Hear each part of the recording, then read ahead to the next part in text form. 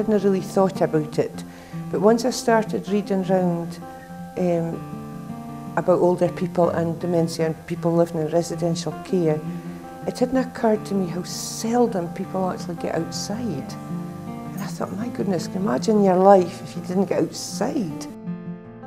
To be an expressive space where residents, relatives, friends can find something here for themselves.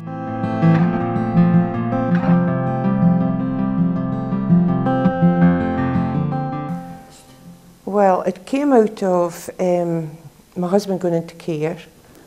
He has dementia, and it was a very stressful time in my life and in his life.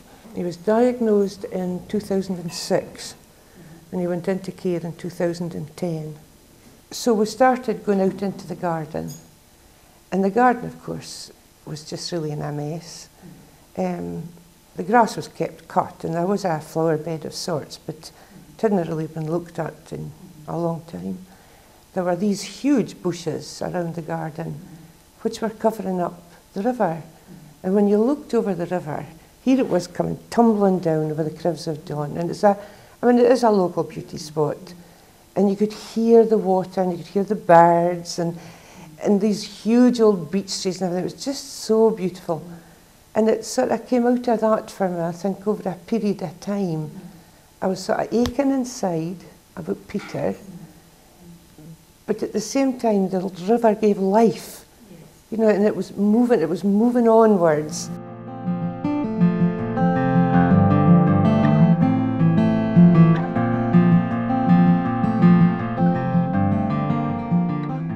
I'd started to think of the possibility of this garden as being a place where everybody could be outside a bit more often.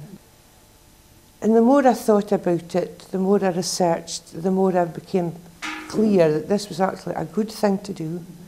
The home had the land, it was sitting there doing nothing. The manager of the home was very keen to increase participation among the residents. So I went and spoke to him. He was quite happy for me to pursue it, suggested we talked it over with the relatives at a relatives meeting, which we did. At the meeting, people thought it was a great idea. The home funded putting up the fencing, and then Peter and I painted them. So that was the beginning of it, and there was another male resident came and helped us. So, you know, immediately, just even at that stage, people were beginning to think it through. Another relative said he would build the raised flower bed. He was struggling, having put his mother into full-time care. And in a way, I think for him, building the raised flower bed was probably important. You can stand up and work it, but it's not too high for a person using a wheelchair to make something of it as well. It was coming on to the summer, and the more things that were happening in the garden, the more interest there was that people wanted to come out and see. And I thought that was brilliant, because the garden had been used very little. And all of a sudden it became a place where any day you could have gone in and there would be people outside in the garden.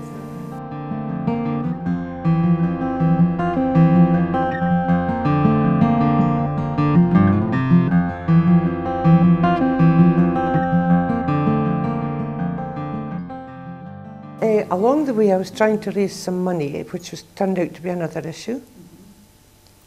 I wrote to umpteen oil companies, the Beechgrove Garden, the airport, the local authority, the government, supermarkets, you know, blah, blah, blah.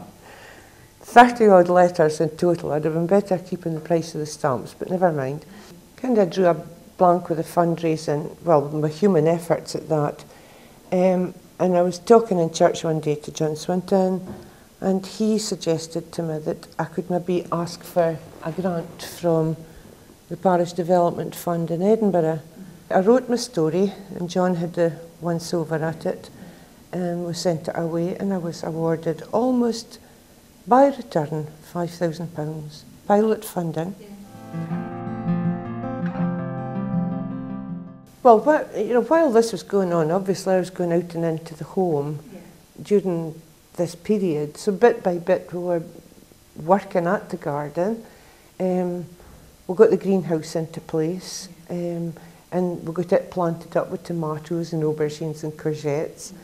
And of course, you know, in an illness where people forget, forgetting to water them and open the door in the morning, you know, and things like that was a bit of an issue. But the manager was good at saying to the activity coordinator, you know, build that into your day.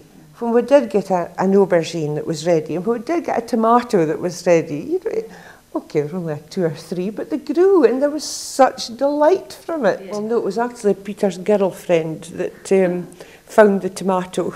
Yeah. She's just lovely, and she came in, tomato, you know. We did have a little herb garden where there was parsley and coriander, sage and stuff, which the cook used. Yes. So I thought that was good as well.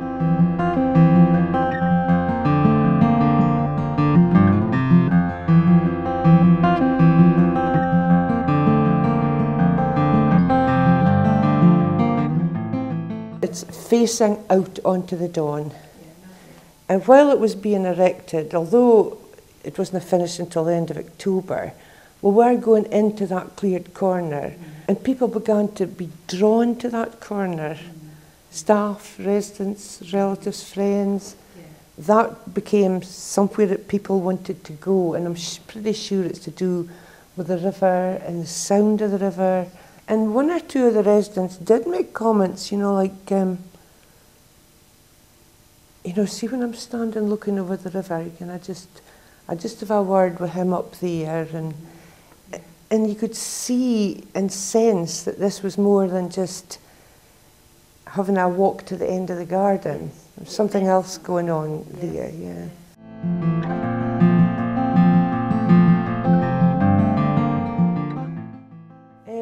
I mean, the home was actually quite good at providing entertainment.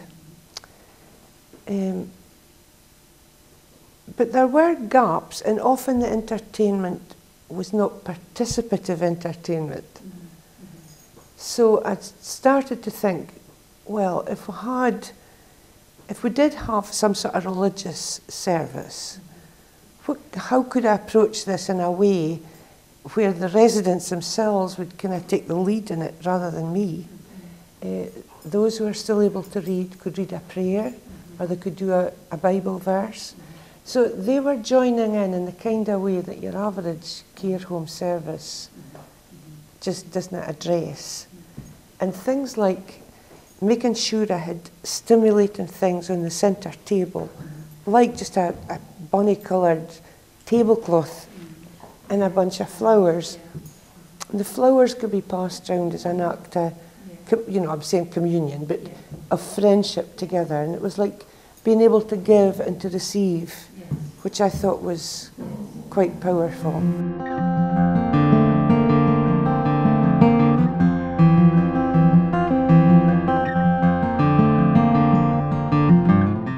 I think taking the time to get to know people, and that requires patience, and that's not something that I'm particularly good at. But I think being with older people has begun to taught me something quite significant about waiting and learning to be patient. Yes. Because I don't think you can truly listen and hear until a person feels safe enough and trusts you enough to open up and share with you. And I don't think there's a quick way around that. Time is fundamental.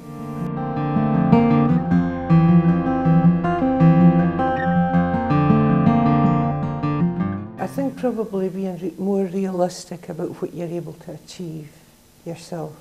And I started out with massive, you know, I've got to do this, that, and next thing. And that's maybe linked to patience as well, you know.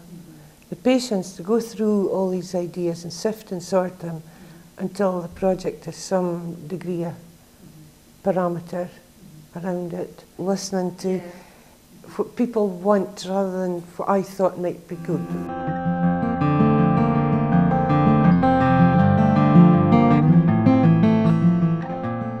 I think actually love is the key. And it's John Swinton uses the phrase willful love.